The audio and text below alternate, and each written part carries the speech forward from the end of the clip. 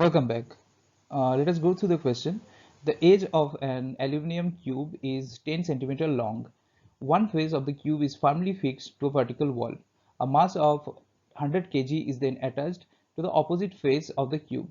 The shear modulus of aluminum is 25 gigapascal. What is the vertical deflection of this face? Edge of the aluminum cube is 10 centimeter, which is 0.1 meter. Area of the face of the aluminum cube is L square, that is 0.01 meter square. Tangential force is capital F, which is 100 into 9.8, that is coming out to be 980 Newton. Tangential stress is F by A, that is 980 divided by 0.01, which is coming out to be 98,000 Newton. Shear modulus of aluminum is eta, denoted by eta, is 2.5 into 10 to the power 10 Newton per meter square.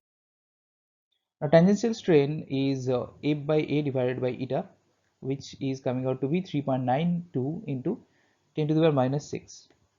Let the vertical deflection be delta L. So delta L equals, we know that tangential stress into side. So if we put in the value of tangential stress, which we got from this particular formula, and if we put in the value of side, which is 0.1, the delta is coming out to be 3.92 into 10 to the power minus 7 meter.